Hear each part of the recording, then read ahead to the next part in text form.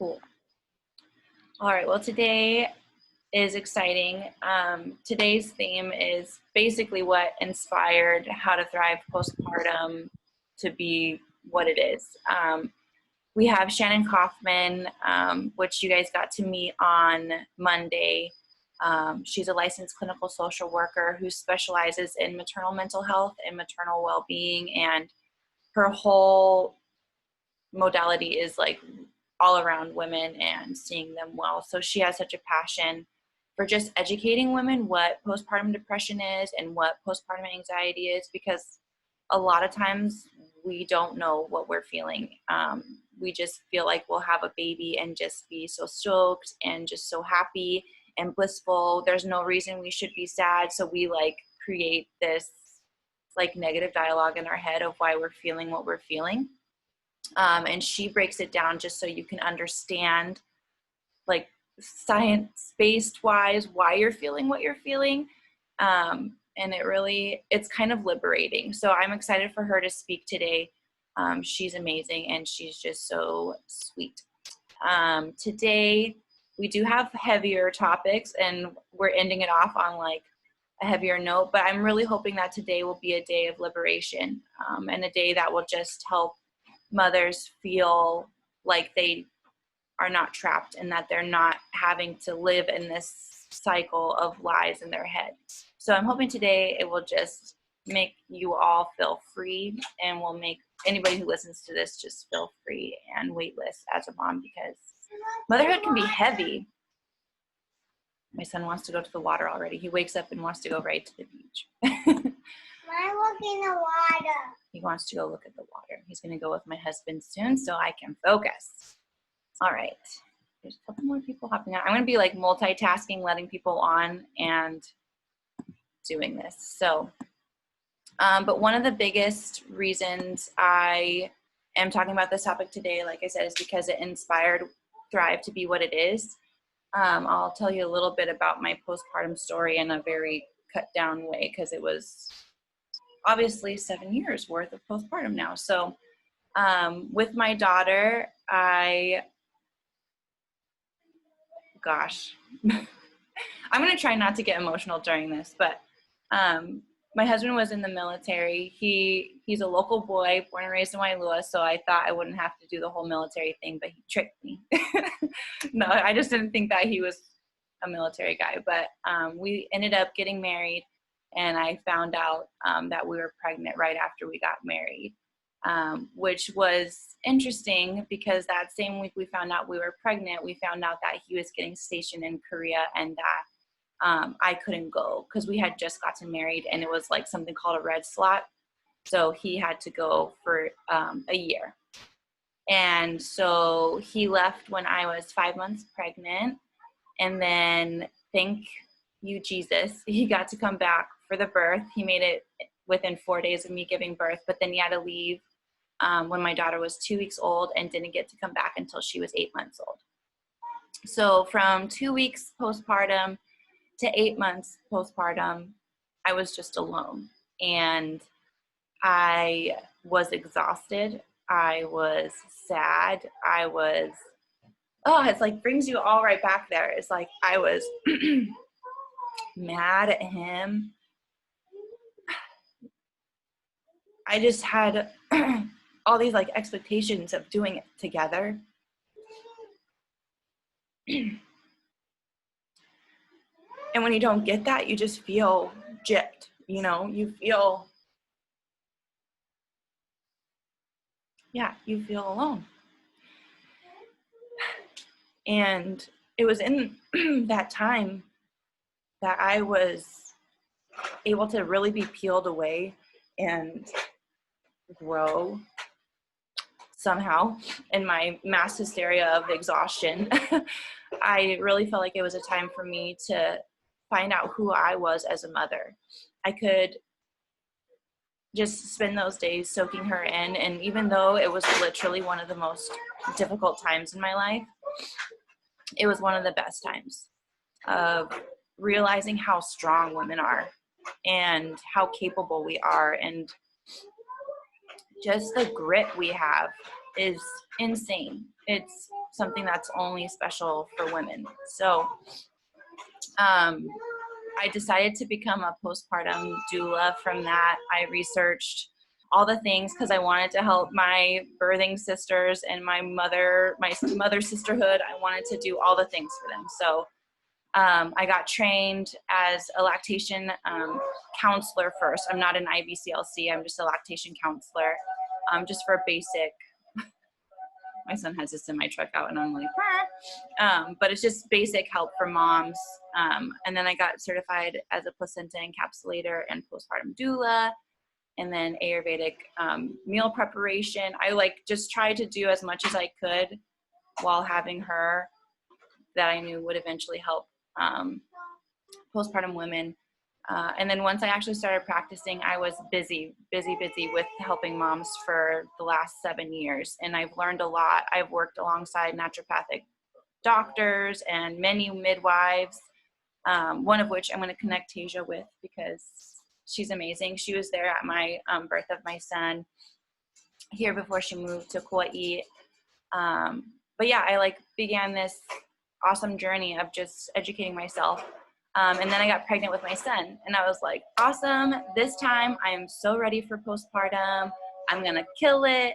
I know all the things to do. I prepared. I had all my homeopathy ready on the side, all my herbs. And then I was birthing at home, and I wasn't in the hospital this time. So I just knew it was going to be better. And, my pregnancy and my birth were epic. Oops, I'm not letting people in because I'm jabbering. I was so thankful. The birth of my son was fast and furious. It was 3 hours and he was here. And I was like, wait, what? Which was a huge blessing. But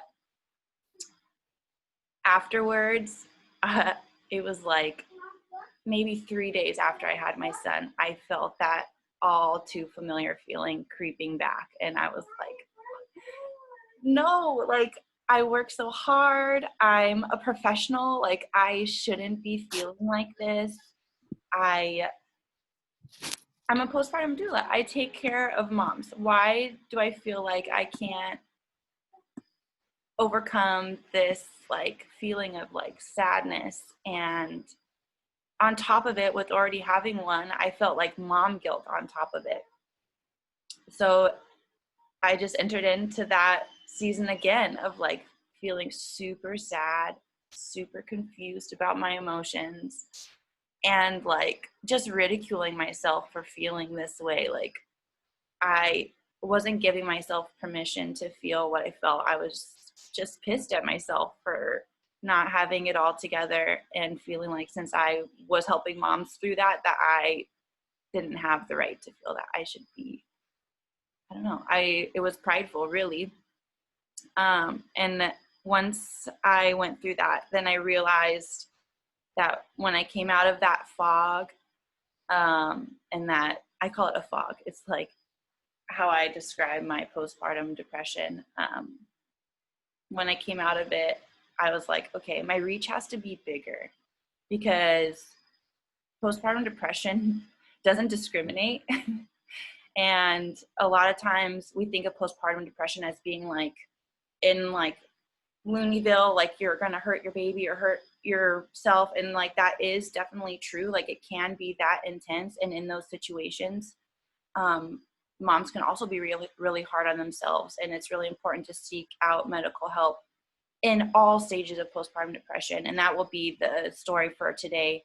Even if you have just a little bit, baby blues, anything, speaking with a counselor or speaking with a friend, you need to talk about it and understand that it is not abnormal. No, it's not fun. It sucks, but just being able to talk is huge. But as always, reaching out to, it may not be a traumatic experience, but it's there's lots of other, I'm digressing. So I'm going to give you some practical ways today to work through feeling shame as a mom, as well as mom guilt. So this is my passion. This is, strangely, when I wrote this, I was going through a really bad bout of struggling with this. So I by no means am an expert. I just have experienced it. And I think as moms, when we share our experiences, we can help other moms be liberated. So that's my goal with this. And I pray that that is the case. A lot of this is like, yes, stemming from my birth story, but also stemming from my childhood. I think as moms, especially moms who may have been like athletes in the past or just had a lot of like drive in them, which I think a lot of us have, especially as women. When you become a mom, you have all these set expectations for yourself. You're like, I'm going to do it this way. I'm strong enough. I'll be able to pop back and do this. And sometimes when you're in the role as a mom, your life looks a lot different than you expected it to. And that is okay. And it can take some time. It's kind of like a mourning process. It takes time to kind of understand that and sit with it and mourn it and be angry about it. And allowing yourself to feel those ways is good. I, a lot of times, would make myself just not feel that. You shouldn't feel that way. Just stop, like, get it together. And by doing that, it was not allowing me to stop. I wasn't able to work through those stages of mourning, and that just kept me in that headspace of like this tension instead of like accepting it, like, okay, I feel this way, like I'm super pissed right now, I feel gypped, I feel like I should do better, blah blah blah, and move through it. But instead I was just mad at myself. So one of the biggest things I think moms struggle with, especially now with social media, is just the trick of comparison. And I'm going to give you some like practical takeaways today, which you can write them down or just put them in your brain. But comparison, as we all know, especially as women, is like this weird, like, snake that steals the sisterhood, if you know what I mean. Like, it makes us look at each other as competition rather than like a sister, you know? And I know it can be idealistic to think that way, but just from birthing babies and like having a group of women around me who was supporting me when I literally had no one, made me realize how important having a strong sisterhood around you is. And whether or not it's in person, we created a virtual sisterhood. That's like a lot of the vision behind Thrive too. And I hope that you all know that once all this is over, and whether or not you sign up for the course, like, we're still here for all of you, which I'm literally going to put my cell phone number in the email following this. So if you need to text, call, whatever, please do it, because I get it. But one of the biggest things with comparison is social media. Like I said, social media can be so poopy. And if there are people on social media that you are following that makes you feel less than, even if they're not a bad person, they don't have to be a bad person. But if they make you feel less than and you're comparing yourself to them, like, oh, I should be better at this. Oh, look, she looks better. If you're comparing yourself to her, she's got to go. She's got to go. And that's okay. Like, you can be, like I said, friends with her, and it's no like negativity on her, but you guarding your heart and guarding your mind space, you got to unfollow her. And that's okay. It doesn't mean that you're not strong enough, and maybe down the road you can follow her again. But one of the most powerful things that I have done is guarded who I'm watching. Because whether or not you realize it, each time you pop on there and you're just scrolling and you go down the wormhole of comparing yourself, it's toxic. It's like a toxic relationship that you got to break up with. So that is like a really big takeaway for that. This can extend also beyond social media and into your real life. So if there are people in your life that are very open about their opinions on you and about how they think you should be doing this, that, and the other, they got to go. And you don't have to be like, I'm never talking to you again, but having healthy boundaries with them And when I mean healthy, I mean strong boundaries with them. That's going to be important. Just like a little example of this in my life, I am like the token weird hippie lady in my family. So a lot of our choices as a family and a lot of my choices as a mother has not been received well. And that is okay, because every mom has an intuition for what is best for her and her family. And even if that differs from your family or your friends, or how your mother did it, or whoever is a big influence in your life, then that's okay. And not doubting that in yourself, because a lot of times comparison can create doubt in ourselves and makes our maternal instincts that are like given to us as women, gets a little unstable. We'll be like, oh, well, maybe I should, or, well, they're doing it that, or they said I should. No, what you feel is like instinctual, it's strong, and it's there for a reason.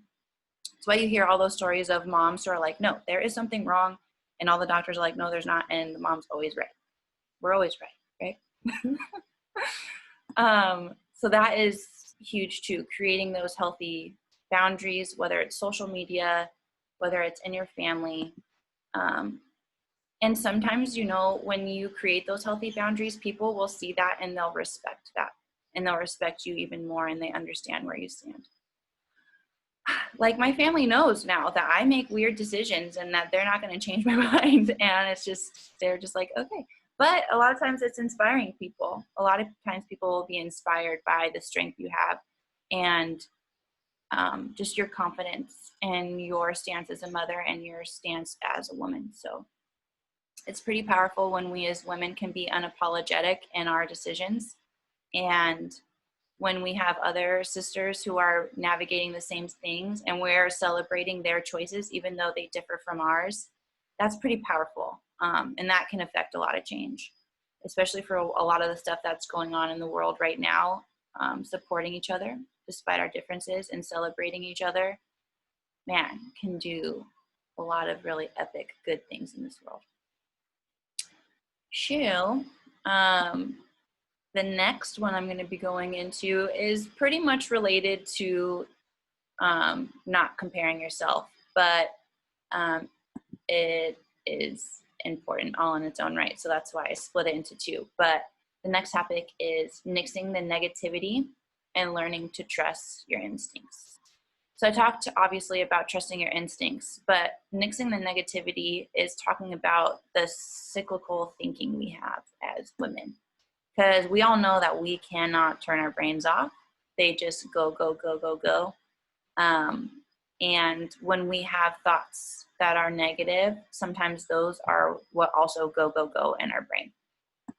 And those cycles can be super hard to break. They're like these little toilets that just keep going round and round and never fully stop. So I have a practice that is super annoying to the people I'm around, but I think it's really important that I practice with myself. It's something that I think has really just benefited a lot of people.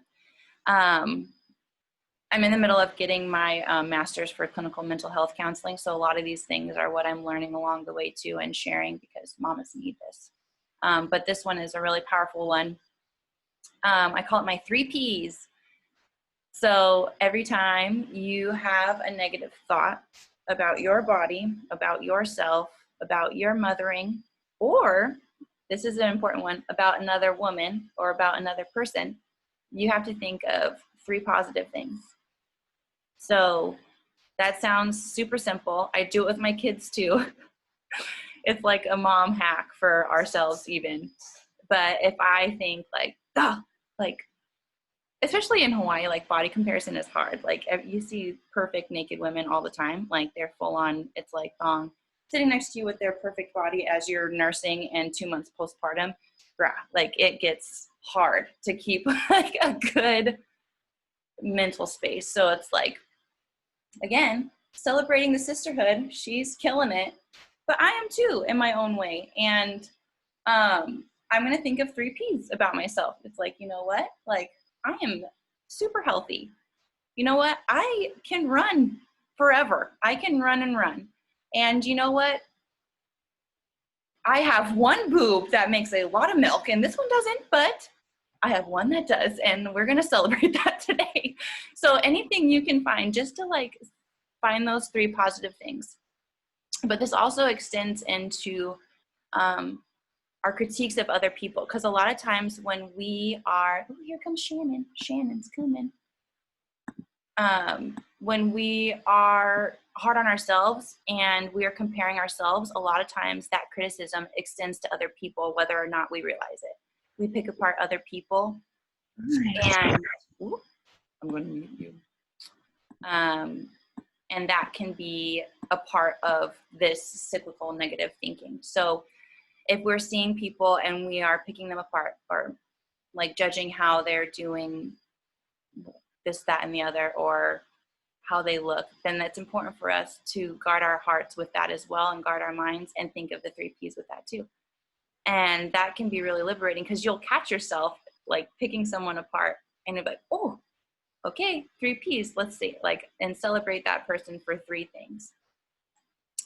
Again, kind of idealistic, but really it's not. It's really awesome practices that can change how you function.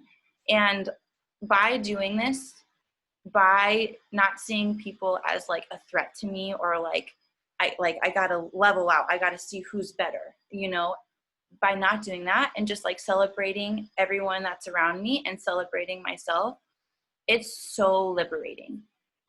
My husband even told me the other day, he was like, you know, this has been one of the healthiest years as far as like your insecurity goes, because my insecurity used to be like raging.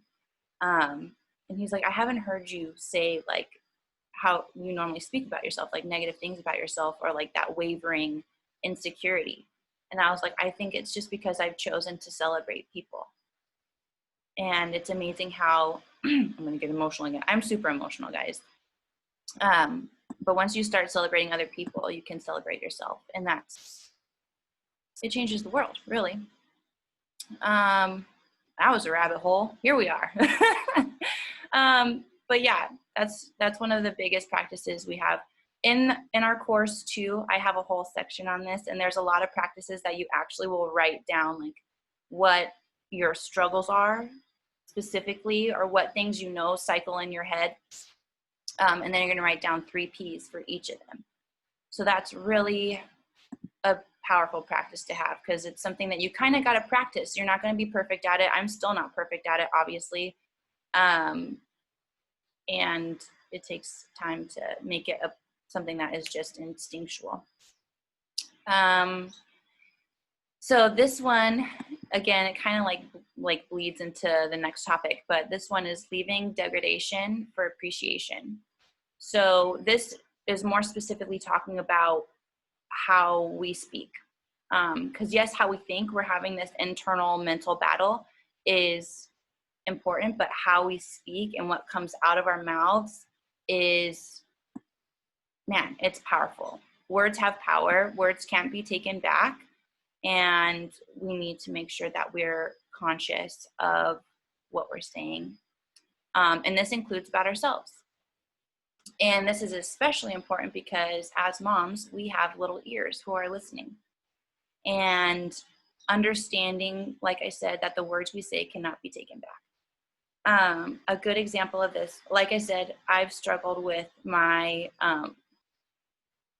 shell, like the body I live in, since I was a little girl.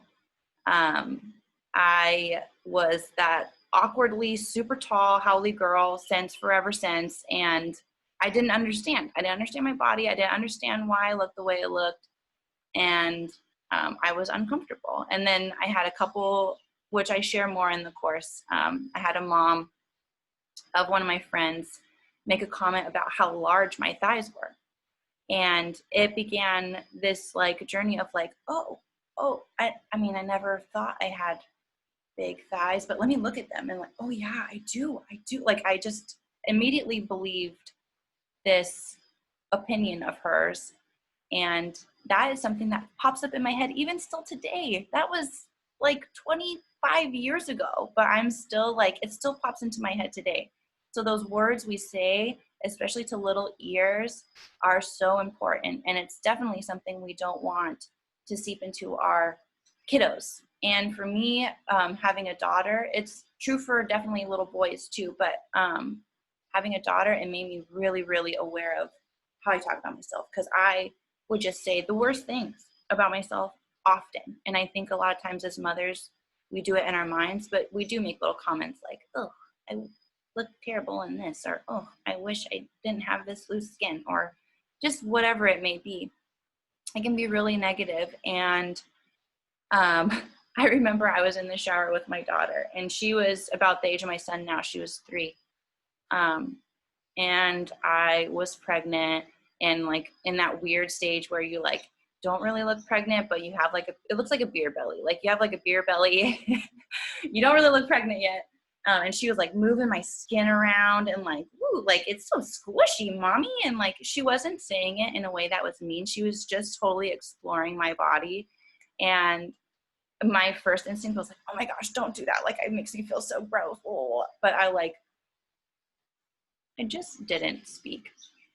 And then she like asked questions and was just exploring. Like she was like looking at the little stretch marks, and I was like, oh, you know, those are from when you were in my belly. And she was just like exploring. And after our conversation, when I chose not to say anything negative and bearing through the cringing of her like smushing my skin around, she looked at me and was like, Mommy, our bodies are so cool. And I was just like, if I would have tainted that experience for her with something negative of what I was like going through in my head, she wouldn't have had that response. And that's shaping her understanding of what being a woman is. So when we're talking about ourselves, we really got to be careful and catch ourselves. Just like choosing, if you have the thought in your head, you know, do your 3 Ps, but just catch yourself and just don't say it. Just start there. And that is a practice that I still got to do today. And I slip up for sure. But I think it's something that can really plague even the minds of little girls and little kids from the youngest age. And when we're able to overcome that in our own minds, it really creates a much healthier mindset. And again, it can be really liberating to realize that you've broken some cycles. These battles are not going to be battles that are won overnight. It's one of those things that you got to choose it over and over and over again, that you're not going to say those negative things about yourself, that you're not going to allow yourself to go down this hole of like self-hatred or like just being focused on all the bad things, that you're going to combat it and that you're going to like come out the other side. It takes constant awareness of it, and it can be super exhausting, and it can feel like you're losing sometimes, but fact is you're not losing, and it's just going to take some time. And sometimes we got to do it for years and years and years, but that's when it helps to have people in your corner that are fighting for you. And if you don't have somebody in your life that's doing that, you do now, because you got me. So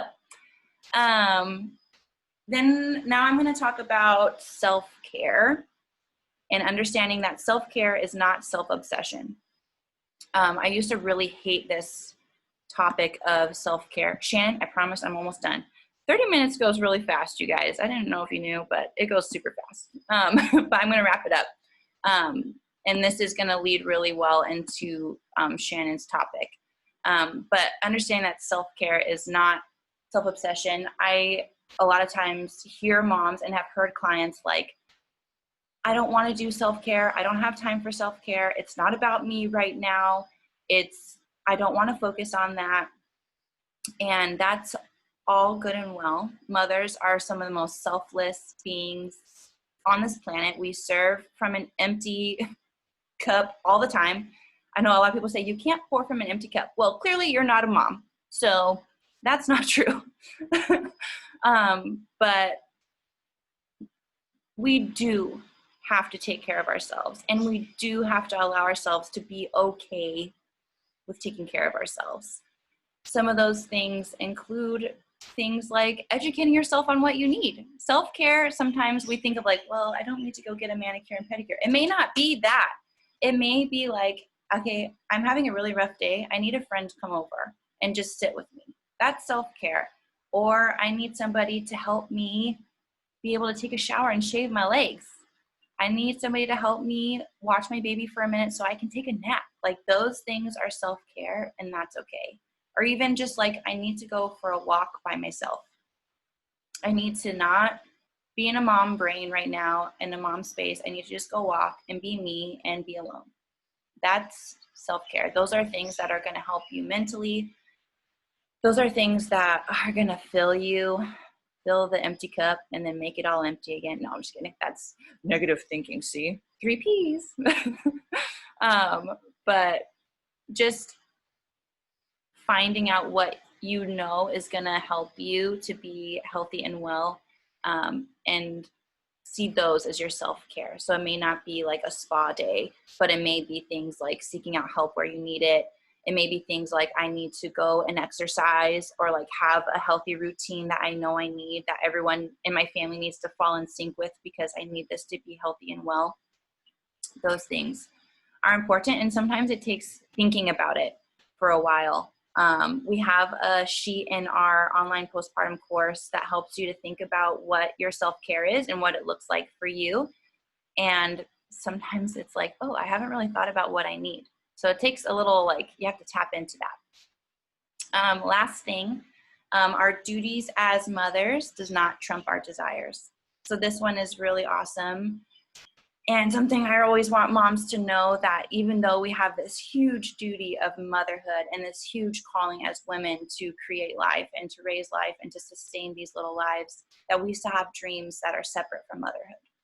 We have dreams that are valuable and are worthy of attention and time. We are worthy of taking up space, and our dreams deserve attention and nurturing as well. So if nothing else, I hope that you are a dreamer. I hope that you pursue whatever wild, crazy dream you have, because when you're a mom, you don't have to sacrifice that. Yes, your babies and your family must always come first, but as women, we are very capable of wearing multiple hats, as we know. So just don't ever let your dreams die. Don't let anyone take that from you. And I'm done. Sorry, Shannon, I love you. Like I said in the course, I go more in depth, and I don't go down as many rabbit holes, but there's a lot of practices in there that are worksheets. I think it's really powerful to actually write things out. I guess I'm old school about writing things down, but writing things down and having them like posted where you can see them, or just in your journal, is so powerful. And Danica made them all super beautiful. So it's beautiful, and you can write on it, and that's super fun. But without further ado, we're going to move into Shannon Kaufman's talk. Shannon is a dear, dear friend of mine, and like we mentioned on Monday, has been here since the beginning of Creating Thrive, and she just has believed in this in every stage of it. Yes. So I'm going to let her take it away from here. Thanks, Kirsten. I'm very excited to be here this morning. Thank you for being up so early, all of you in Hawaii. Bree looks so cozy. I love it. I love it. Okay, I'm going to access my slides here. So I'm going to go to share screen. Hi, Megan. Hi. Tasia, is that how you say it? Tasia. Hi. Sorry if I mispronounced. No, I love it. Tasia, sorry. See my name. It's okay. People who see my name, I can tell that you've been around. Well, I shouldn't assume, but it's like a lot like Polynesian. Yeah, it's like Tasia. It's not the first time, so it's totally fine. But Thank you for your grace. Okay, so I should be able to just hit share screen, right? There we go. Okay.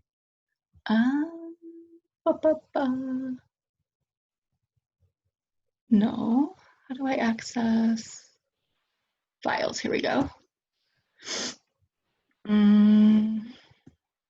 No, that's not what I want. Now, how did I do that? I'm trying to get into my my files. I don't want it like for That's my email. That's not what I want. Do you know how do I get to when we practice it? It's not in Google Drive. It's in my Your shared. presentation? Huh? Your presentation or just the share Yeah, screen? my presentation. Well, I'm not sure. It depends on where you put it. I just put it in my saved files. That's really weird. Like, okay, hold on. Not my eye. Why is it doing that? No. Okay, that's just my email from before. Click out of that. Well, okay. I don't need it. I did bring it, thankfully. I don't want to take too much time trying to find it. It was pretty, but okay, so I'll just get started. I'm going to be piggybacking off what Kirsten talked a little bit. I'm going to be talking about self-compassion and how it applies to moms in pregnancy and postpartum, specifically to help manage anxiety and depression. So I'll start with telling a little bit about me and introducing myself. On a professional basis, I'm a therapist in Colorado Springs and I work in private practice here. My practice is called The Well for Women, and I also offer postpartum coaching, which I can do. See the difference between counseling and coaching a little bit.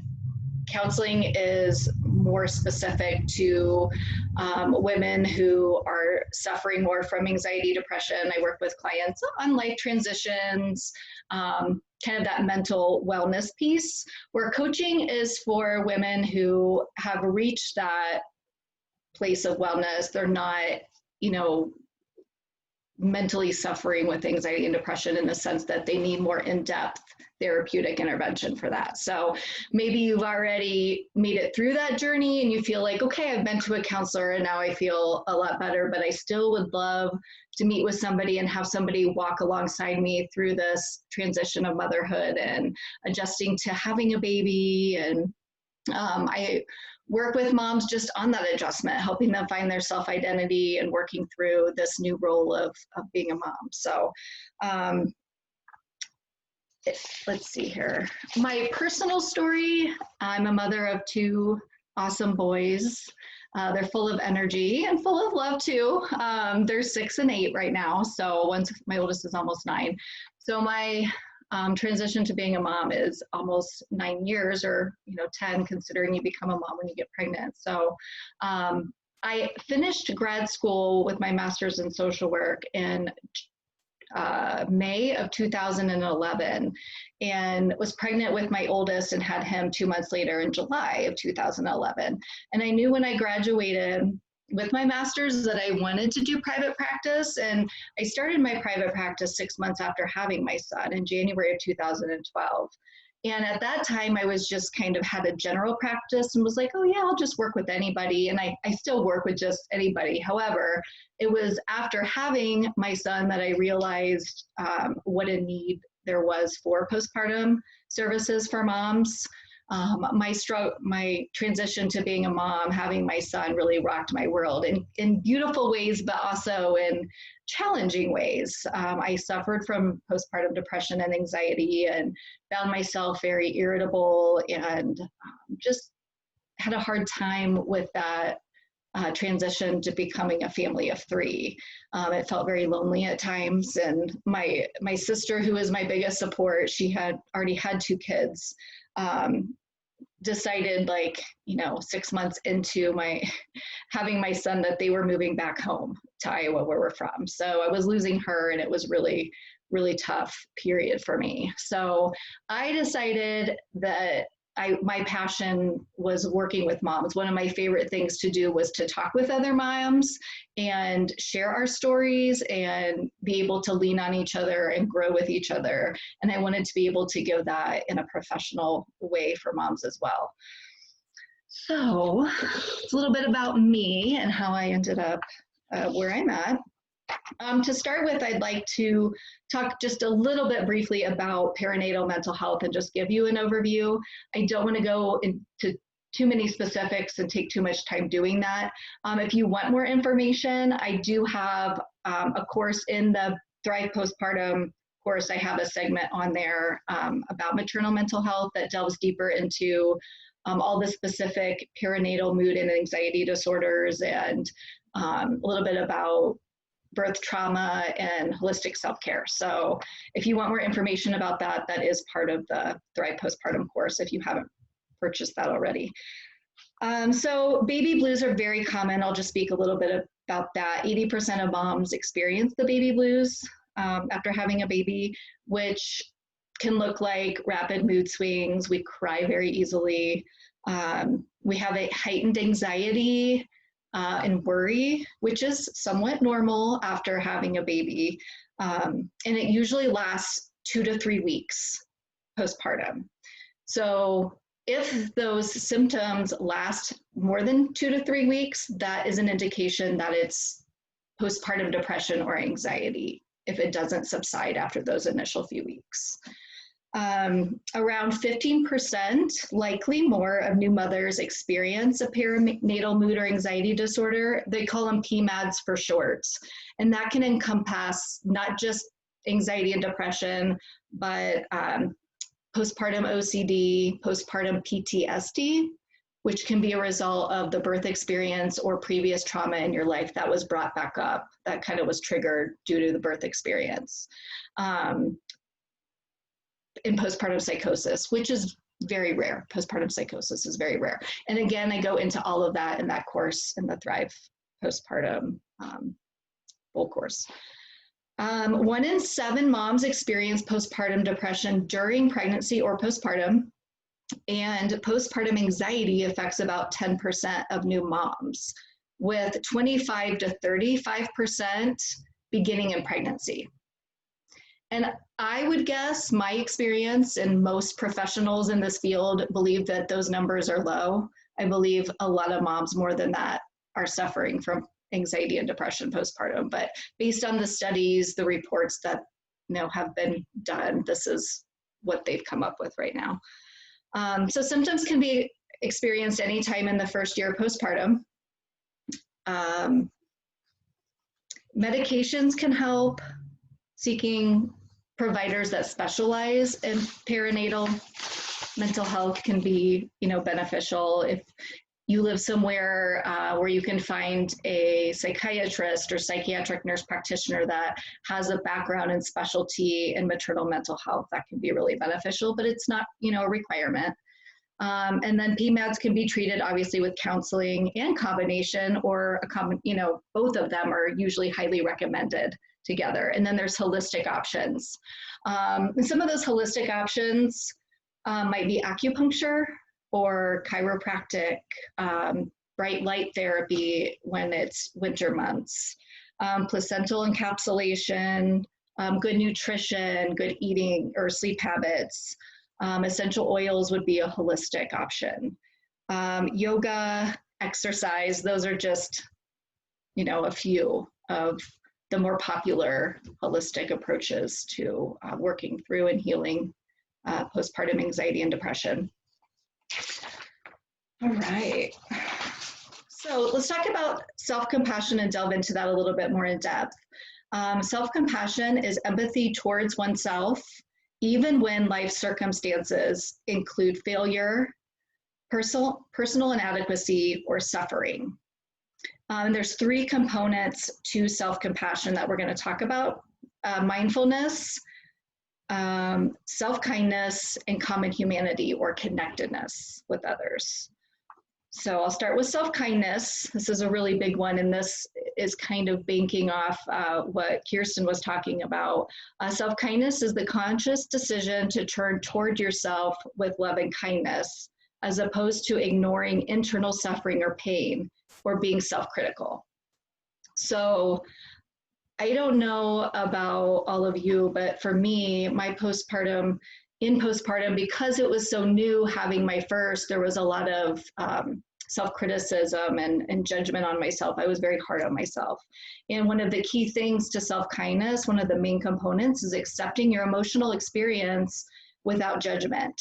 So if you're in a moment with your baby, with your child, and it's really overwhelming for you, you may feel like, I'm angry, or you snap. And then what happens when we snap and we get too angry with our kids, we often judge ourselves for doing that. instead of a radical acceptance and just an understanding of what we're feeling and experiencing in that moment. So one key component is accepting. Another one is talking to yourself as if you were a friend. And this is something I do with my clients in session a lot, is asking them, you know, when they say something to me like, I'm a bad mom for fill in the blank, or I shouldn't have, those are big words. We often say, I should not have done that. I should not have yelled at my child. I should have known that my baby had an allergy to this formula. I should have known that my child was sick. Like, should we have? Have we done this before? No, not always. So I will often say, what would you tell a friend if she told you that same thing? If she said that to you, what would your response be to her? And often it's a response of compassion and grace. And I will say then, I want you to say that to yourself, that very same thing, I want you to turn around and say to yourself. So that can be very powerful to think about. How do you think things might change if you responded to yourself in the same way that you typically responded to a friend, and you took that step back to ask yourself that before, you know, you berated yourself for something. Ask yourself, what do I need to hear right now to express kindness to myself? Is there a phrase that speaks to you in your situation? You might come up with a phrase that you can say to yourself when you're having that negative self-talk, like, may I be strong? May I be patient? May I learn to accept myself as I am? And then self-kindness is also reducing perfectionism and a need for control. And I don't know about you, but my need for control did not became so much more apparent after having a baby than ever before. And when we have a child, that's when we learn how much is actually out of our control. And that can be really scary, and that provokes a lot of anxiety. So having that like mindset of I don't have to be perfect, and feeling safe in what is it in control, and doing some work on your thoughts about that can be really, really powerful. Okay, the next one is mindfulness. And if you were seeing my slides, you would see I had a graphic on there of someone meditating, you know, in the meditative pose, because that's what most people associate with mindfulness. And while deep breathing and, you know, being in a state of quiet in your mind is mindfulness also, it's not all that mindfulness encompasses. So breath work is definitely important, and I encourage clients, that's the first thing, clients that come in with anxiety, that's the first step we talk about, is let's talk about relaxation skills and work on breathing exercises and incorporating those throughout the day. An effective breathing exercise, meditation, doesn't have to be 20 minutes long. We don't always have that much time in our day to sit down and be intentional about doing a meditation, but we all can find 2 to 3, 4 minutes during the day, whether it's mindful breathing in the shower, or when you go to the bathroom, or when you're nursing your baby or bottle feeding your baby. You can be intentional about your breathing in those moments, or driving in a car. So it's finding those little opportunities to breathe. Another exercise of mindfulness is a grounding technique called 5 Things in the Moment. And that's being aware of your 5 senses in a moment. Like, what are 5 things I see? What are 4 things I feel? What are 3 things that I hear? What are 2 things that I smell? And what is 1 thing that I taste? And when you're feeling heightened anxiety and you do that, it helps ground you and reduce those feelings of anxiety or anger and help you focus better. Non-judgment is a big piece of mindfulness, and we talked about that with the self-kindness. Again, it's just not being judgmental of yourself. I know that it's not usually the thoughts that we have themselves that are causing our anxiety, oftentimes it's how we're interpreting and the meaning that we're attaching to those thoughts that's actually causing more of the distress. So if we have a thought about our child, like if we don't like our child in some certain moment, if they're really, you know, pushing our buttons, and let's be honest, we love our children all the time, but we don't always like them in every moment. So even our babies, if they won't stop crying, we can tend to get angry, right? That's a human natural response. It's not our anger or our thoughts about the baby or the situation that's causing us so much distress. It's how we interpret that, what we're thinking about it. So then it kind of goes into, well, I thought something bad about my baby, so I'm a bad mom, or what kind of mom thinks that? It's those thoughts that end up giving us anxiety and contributing to depression and our emotional distress. It's not the thoughts. So if we can normalize the thoughts and not have judgment, but just accept that experience, those moments for what they are, then they don't have the power over us that we often give them. Self-soothing is a big one. That's part of mindfulness. It's the ability to comfort ourselves. And when we have a baby, we spend so much time, all of our time, comforting our baby. Who comforts us?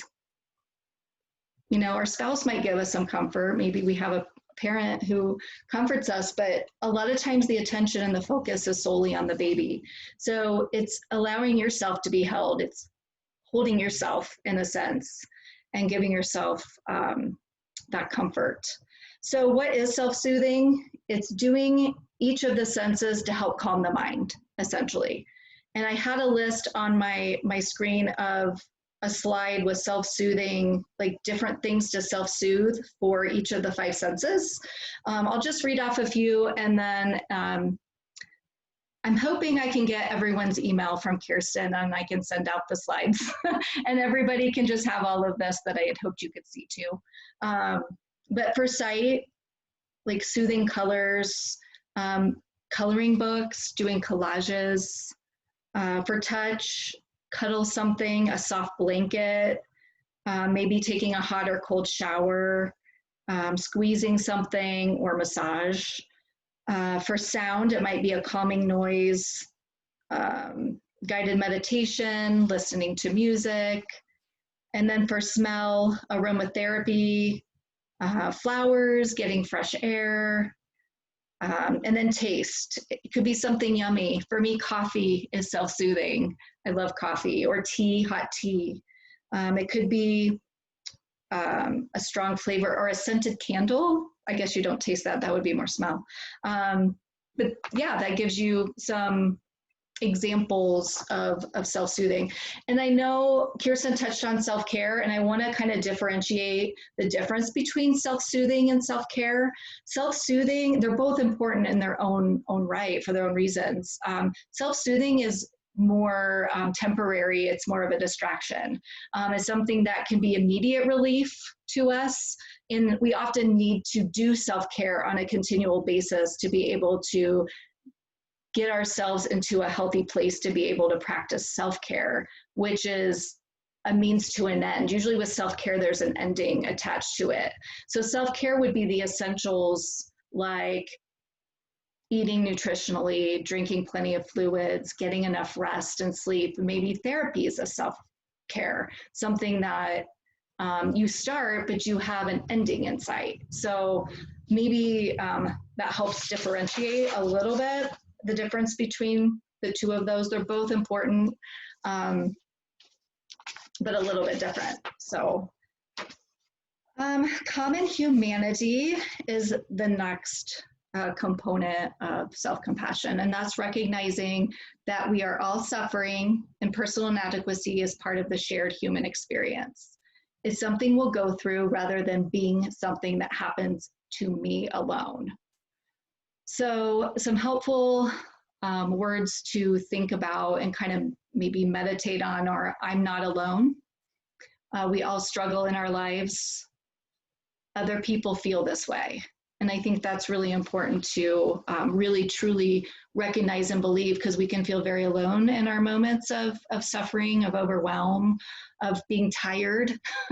For me, I know it was just a relief, not that you would wish it on your friends, but it's always a relief to talk to another mama and hear that their eyes burn too, you know, they're going through that same stage in life. Like, now I have mom friends who their children are older as well, and we can talk about the frustrations of having older children, like some of the behaviors that come with that, the struggles in school, and knowing that I'm not the only one having this experience. It may be unique in its own ways, but we all share those experiences as a whole. So one of the ways that you can help to not feel so alone is connecting with other moms in whatever way possible.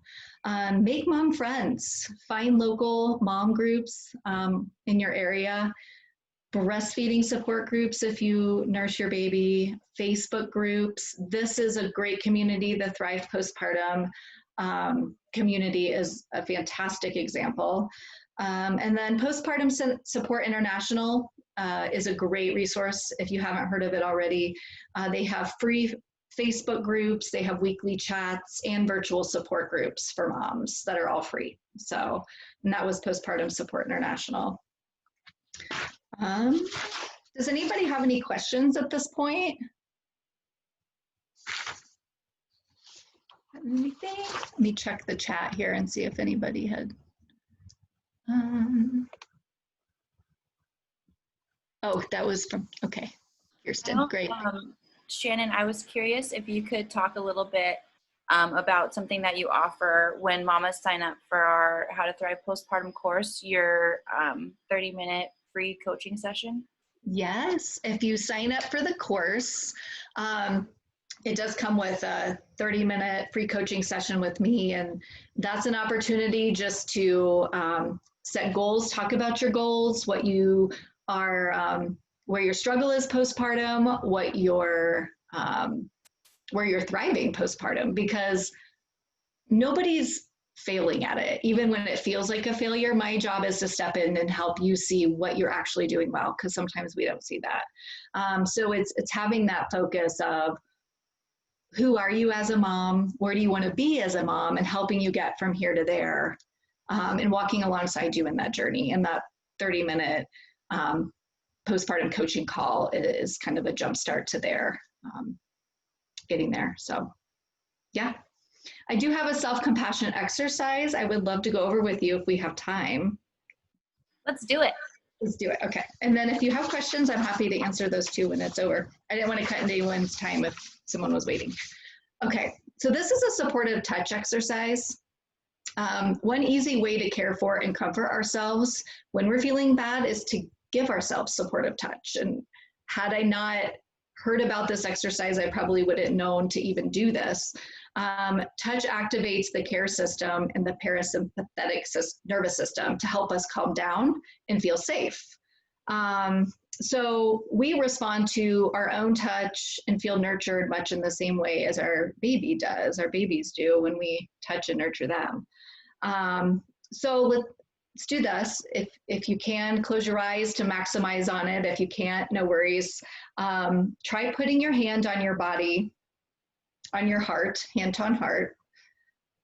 And you can do this when you notice you're under stress, or you could just do this because you feel like you need a moment of self-love and self-compassion. Take 2 to 3 deep, satisfying breaths. Gently place your hand over your heart and feel the gentle pressure and warmth of your hand. If you wish, place both hands on your chest, noticing the difference between one hand and 2 hands. Feel the touch of your hand on your chest. If you wish, you can make small circles with your hand on your chest. Feel the natural rising and falling of your chest as you breathe in and as you breathe out. Linger with the feeling for as long as you like.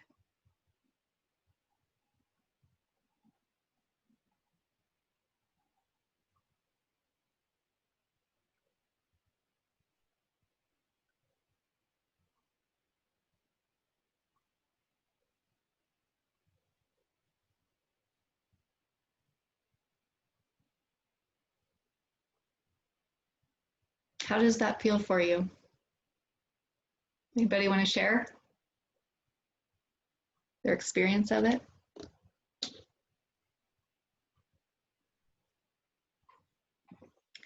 So that's one way to do it. Some people don't feel comfortable with their hand on their heart. You can put your hand on your cheek. You can cradle your face. Hi.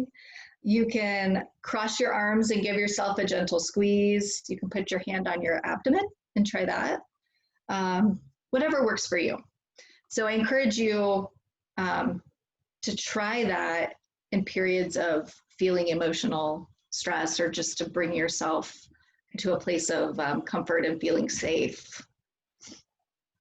That's all I have. Like Megan said, that it feels good to stop and breathe. I like that. Yeah.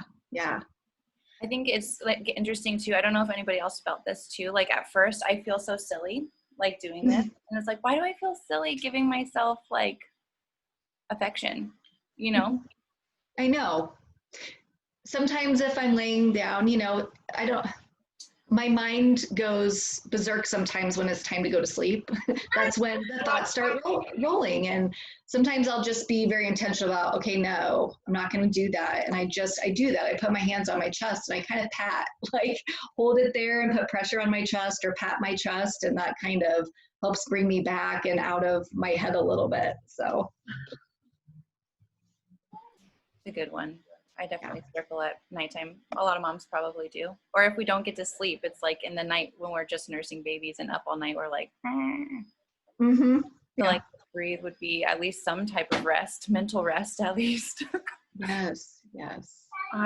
So good. Thank you so much, Shannon. That was, everything. Yeah. Thank you. Shannon does a lot more of these like, oh, sorry. Go ahead, Shannon. No, I was just going to thank you for the opportunity to be part of this. It's awesome, and I'm excited. And I'm here for everybody. I will email the slides out. It has all my contact information that was on the presentation. So perfect. Yeah, we'll be sending out an email that includes a lot of resources that we talked about this week, as well as the full download of each session. So if you've missed a session or you want to go back and just revisit some of the talks, you're welcome to do so as many times as you want, because they'll be yours.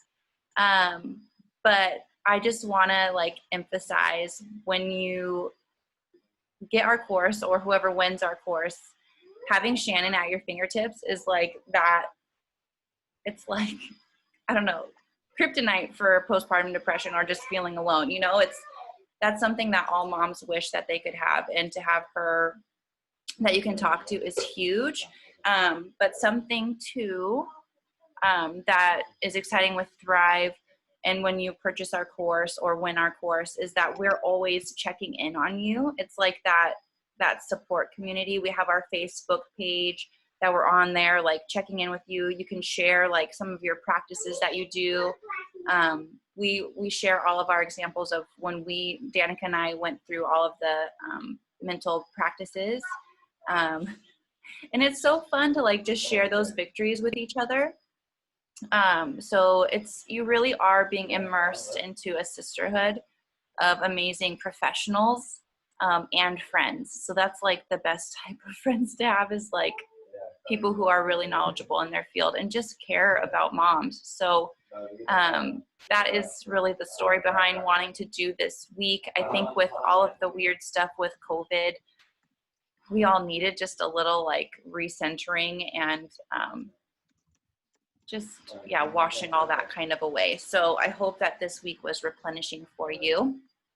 We do have a winner for our How to Thrive Postpartum course, and whoever wins this or whoever won this gets the whole course for free, the workbook, the coaching session with Shannon, and then access to our private Facebook group.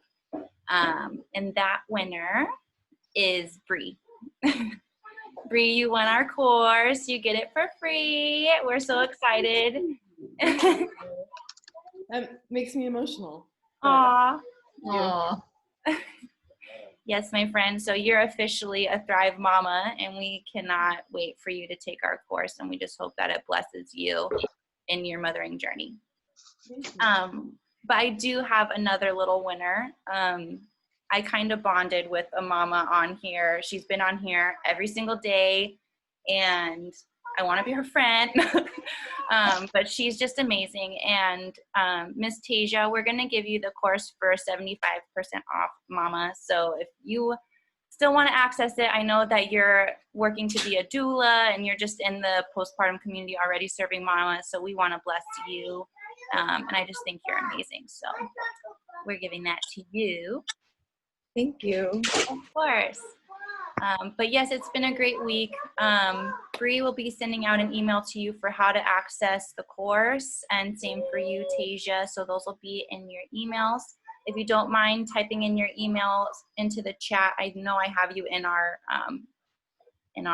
arsenal already, but that would just help me so I can find you right now. Am I missing anything, Danica? No? Oh, I don't want to end. I feel attached to all of you. But thank you all so much. I hope that you follow Thrive and all the things that we're planning on doing. We're going to be doing this every year, and I just hope that this continues to grow. So share the love with a mama friend. Bree, you're so awesome. No need to be scared. We got you, girl. All right, my friends, I'm going to go ahead and end this. And thank you, everybody, for this amazing week.